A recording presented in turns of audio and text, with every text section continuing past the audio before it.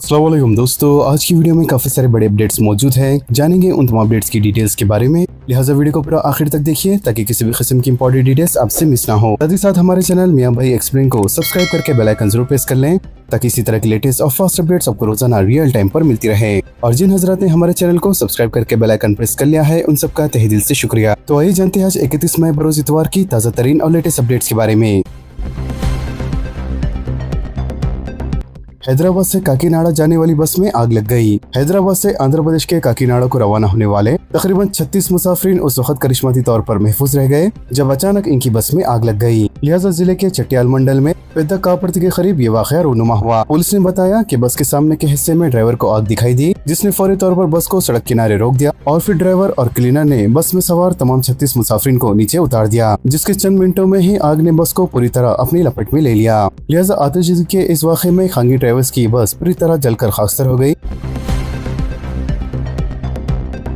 खम्मम में सड़क हादसा, शहर के पुलिस कांस्टेबल की मौत। खम्मम जिले में रोनुमा सड़क हादसे में हैदराबाद के एक पुलिस कांस्टेबल की मौत हो गई। तफसीलात के मुताबिक हैदराबाद में कांस्टेबल के तौर पर खिदमत अंजाम देने वाला 36 साल जसवंत अरकान खानदान के साथ आंध्र प्रदेश के गन्नावरम दर्शन के लिए गया हुआ था। लिहाजा दर्शन के बाद वो तमाम बजरिया कार हैदराबाद आ रहे थे कि खम्मम जिले के ग्रीनफील्ड हाईवे के पास इनकी कार रेलिंग से टकराकर उलट गई। इस हादसे में जसवंत की मौके पर ही मौत हो गई, जबकि बीवी, बेटा और बेटी जख्मी बताए गए हैं।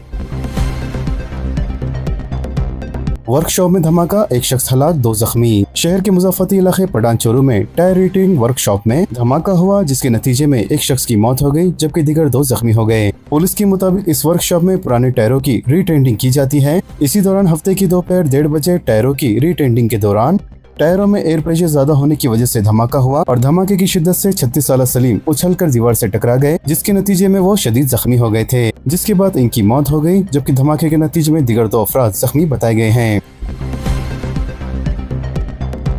साइबर सिक्योरिटी ब्यूरो इंस्पेक्टर रिश्वत कबूल करते हुए गिरफ्तार। एंटी करप्शन ब्यूरो के ओहदेदारों ने साइबर सिक्योरिटी ब्यूरो के इंस्पेक्टर को 9 लाख रुपए रिश्वत का मुतालबा करते हुए शिकायत कुनिंदा को हरासा करने के मामले में गिरफ्तार कर लिया है। एसीबी के जराये के मुताबिक साइबर धोखाधड़ी के एक मामले में अरकान खानदान का नाम शामिल न करने के लिए एक शख्स से इंस्पेक्टर बी महेंद्र ने 9 लाख रुपए रिश्वत का मुतालबा किया था। शुरुआत में इसने 5 लाख रुपए वसूल भी कर लिए थे और मजीद 4 लाख के लिए धमकियां देने पर शिकायत कुनिंदा ने एसीबी हुक्म से रुजू हुआ, जिस पर मुसबंद तरीके से जाल बिछाकर इंस्पेक्टर पुलिस को रंगे हाथों पकड़ लिया गया। लिहाजा इंस्पेक्टर की गिरफ्तारी के बाद एसीपी के ओहदेदारों ने इसके मकान पर धावा करते हुए तलाशी ली, जहां से 13 लाख रुपए नकद रकम, तलाई जेवरात और जायदाद के दस्तावेज बरामद हुए।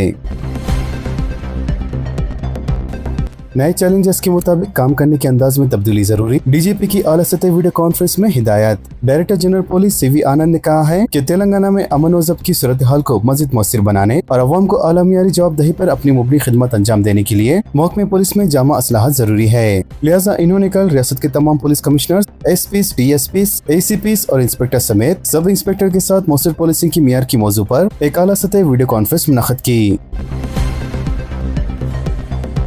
चीफ मिनिस्टर का 1 जून को दौरा आसिफाबाद, जिले एसपी ने इंतजाम का जायजा लिया। चीफ मिनिस्टर रविंद्र रेड्डी के 1 जून को जिले कमर अभीम आसिफाबाद के मौजूदा दौरे के पेश नजर सिक्योरिटी और इंतजामी तैयारियों का जायजा लेने के लिए जिले आसिफाबाद के सुप्रिंटेंडेंट ऑफ पुलिस और जिले आदिलाबाद के सुप्रिंटेंडेंट ऑफ पुलिस ने हफ्ते को मुख्तलिफ मुकामात का तफसीली मुआयना किया। लिहाजा इस मौके पर मुतल्लिका ओहदेदार को सख्त हिफाजती इंतजाम यकीनी बनाने की हिदायत देते हुए कहा गया कि चीफ मिनिस्टर रविंद्र रेड्डी के दौरे के दौरान अमन व अमान की बरकरारी रखने और किसी भी किस्म के नाखुशगवार वाक़े से निपटने के लिए एक जामा मनसूबाबंदी की जाए।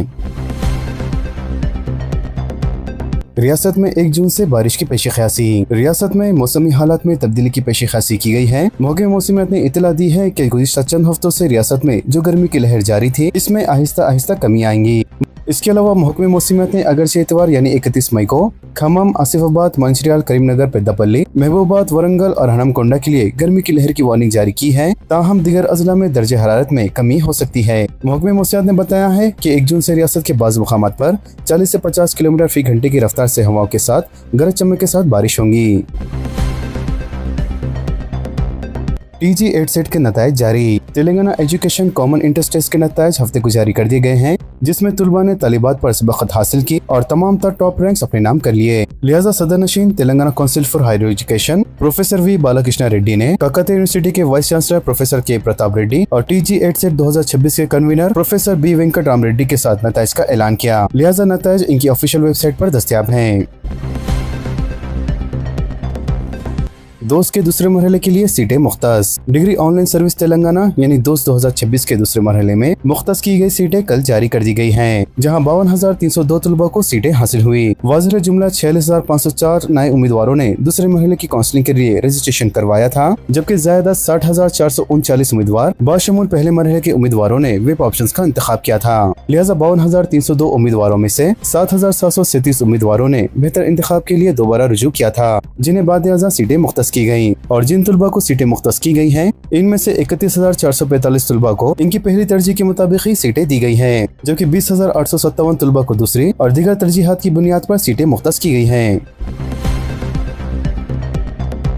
तेलंगाना तहरीक के कारकुनों को एजाज से नवाजने का फैसला। तेलंगाना तहरीक के कारकुनों की निशानदही और इन्हें मुनासिब एजाज देने के लिए हुकूमत की जानिब से मुकर्रर कुर्दा कमेटी का इजलास हफ्ते को डॉक्टर BR अम्बेडकर सेक्रेटेरिएट में कमेटी के चेयरमैन डॉक्टर K केशवराव की सदारत में मुनक़द हुआ। लिहाजा इस इजलास में कमेटी के अरकान वज़ीर ट्रांसपोर्ट व BC welfare Poonam Prabhakar, government web A Dayakar, रुकन काउंसिल प्रोफेसर M कोंडाराम और मुतल्लिका आला हुक्काम ने शिरकत की। वाज़िह तेलंगाना तहरीक के कारकुनों की निशानदही और एजाज के लिए हुकूमत ने 15 मई को GORT नंबर 679 जारी किया था, जबकि सरकारी अहकाम के मुताबिक कमेटी ने कल पहली मरतबा सेक्रेटेरिएट में इजलास मुनक़द किया। मूसा नदी की बहाली के प्रोजेक्ट पर हुकूमत की तवज्जो मरकूज। पहले मरहले के तहत तकरीबन 7,000 करोड़ रुपए के खर्च का मंसूबा। रियासती हुकूमत ने मूसा नदी की बहाली के प्रोजेक्ट पर तवज्जो मरकूज कर दी है। वाज़िह गंडीपेट और राजेंद्र नगर मंडलों के कई इलाकों में मकानात मुतासिर होने के खदशात के पेश नजर हुकूमत ने फैसला किया है कि इस मंसूबे को इस अंदाज में आगे बढ़ाया जाएगा जिससे मकानात के नुकसान को कम से कम किया जा सके। हुक्काम के मुताबिक जिन इलाकों में रिहायशी मकानात मौजूद हैं, वहाँ ग्रीनरी और दीगर तरक्याती मंसूबों में जरूरी तब्दीलियाँ की जाएंगी। वाज़िह इस सिलसिले में हुकूमत ने सबसे पहले मूसा नदी की असल हुदूद यानी बाउंड्री की निशानदही करने का फैसला किया है। 24 घंटों के अंदर दरख्वास्त गुजार की गिराई हुई तमीरात को बहाल किया जाए, हेड्रा को हाई कोर्ट की हिदायत। तेलंगाना हाई कोर्ट ने अदालती हुक्काम के बावजूद हेड्रा की जानिब से इंहिदामी कार्रवाई जारी रखने पर सख्त नाराजगी का इजहार किया है। लिहाजा अदालत ने रात के वक्त की गई इंहिदामी कार्रवाई की शदीद मजम्मत करते हुए कहा कि ये न सिर्फ अदालत के वाज़ेह अहकाम बल्कि हेड्रा की जानिब से अदालत को दी गई यकीनदानों की भी मुनाफी है। चुनांचा अदालत ने अहकाम जारी किए कि दरख्वास्त गुजार की वो जायदाद जिसे मुनहदम किया गया है, इसे 24 घंटों के अंदर इसकी असल हालत में बहाल किया जाए। तेलंगाना काबीना में तोसी व रद्द बदल पर सरगर्मियां तेज। कर्नाटक में चीफ मिनिस्टर सिद्धरामैया के इस्तीफा के बाद तेलंगाना में कांग्रेस हुकूमत काबीना में तोसी और रद्द बदल की सरगर्मियां तेज कर चुकी है और काबीना में शमूलियत के ख्वाहिशमंद कायदीन दिल्ली के चक्कर काटने लगे हैं। बताया जाता है कि तेलंगाना काबीना में तोसी और रद्द बदल के लिए सरगर्मियों के दौरान speaker Telangana assembly mister G प्रसाद कुमार ने दिल्ली में राहुल गांधी से मुलाकात करते हुए इन्हें रियासती काबीना में शामिल करने की दरख्वास्त की है। वाज़िह रियासती काबीना में मजीद 2 वज़रा को शामिल करने की गुंजाइश मौजूद है और कहा जा रहा है कि जिले रंगारेड्डी से ताल्लुक़ रखने वाले अरकान असेंबली मिस्टर राम मोहन रेड्डी, जिनका ताल्लुक बरगी से है, इनके अलावा मिस्टर माल रेड्डी रंगारेड्डी, ये दोनों ही रियासती काबीना में शमूलियत हासिल करने के लिए कोशां हैं। एडवोकेट ख्वाजा मोइजुद्दीन के बेहमाना कत्ल की KTR ने मजम्मत की। क़याम गाह पहुंचकर अरकान खानदान को पुरसा दिया। फास्ट ट्रैक कोर्ट कायम करने हुकूमत से मुतालबा। BRS के वर्किंग प्रेसिडेंट KTR ने शहर के मारूफ एडवोकेट ख्वाजा मोइजुद्दीन की दिन दहाड़े बेहमाना कत्ल की सख्त मजम्मत करते हुए फास्ट ट्रैक कोर्ट कायम करते हुए खातियों को सख्त से सख्त सजा देने और इनकी क़याम गाह पर पुलिस कैंप लगाते हुए इनके फर्जन को सिक्योरिटी फराहम करने का हुकूमत से मुतालबा किया। लिहाजा KTR ने कल दिगर कायदीन के साथ मरहूम की क़यागाह पहुंचकर इनके फर्जन फरहान और खानदान के दिगर अरकान से मुलाकात की और पुरसा भी दिया।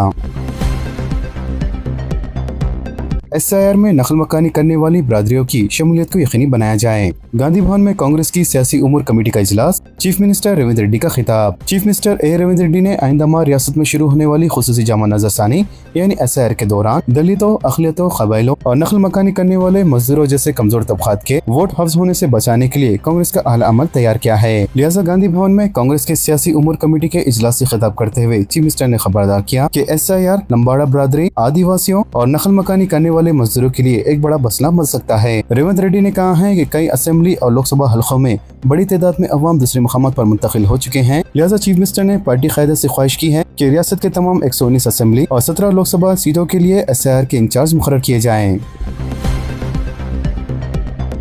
गरीबों को रिहाइश की बेहतर सहूलतों की फराहमी के इक़दामात। वज़ीर P श्रीनिवास रेड्डी ने यकीन दहानी कराई है कि शहरी इलाकों के गरीबों के रोजगार और इनकी मामूलात ज़िंदगी मुतासर किए बगैर इन्हें इन्हीं इलाकों में जदीद इंदिरा मकानात तामीर करके फराहम किए जाएंगे जहाँ वो इस वक्त रिहाइश पजीर है। इन्होंने कहा है कि जल्द ही क्यूर हुदूद में पहले मरहले के तहत मंजूर शुदा 1 लाख मकानात का संग बुनियाद चीफ मिनिस्टर नरेंद्र रेड्डी के हाथों रखा जाएगा और 1 साल के अंदर मकानात की तामीर मुकम्मल करने के लिए इक़दाम किए जाएंगे। मजीद इन्होंने कहा है कि इनकी हुकूमत शहरी इलाकों के गरीबों को बेहतर रिहायशी सहूलतें फराहम करने के लिए संजीदा इक़दाम कर रही है। इन्होंने कहा है कि साबिक BRS हुकूमत की तरह अवाम को इनकी रिहायशी इलाकों से 30 से 40 किलोमीटर दूर मकान फराहम नहीं किए जाएंगे, बल्कि हर असेंबली हल्के को एक यूनिट तस्वुर करते हुए इसी हल्के के मुस्तहिक अफराद को इसी हल्के में मकान तामीर करके दिए जाएंगे। इन्होंने कहा है कि ये मनसूबा गरीब अवाम के लिए चीफ मिनिस्टर नरेंद्र रेड्डी की जानिब से एक बड़ा तोहफा है। पी श्रीनिवास रेड्डी ने कहा है कि अवामी हुकूमत की तमाम फलाही स्कीमों को गरीबों की दहलीज तक पहुँचाने के लिए काम किया जा रहा है।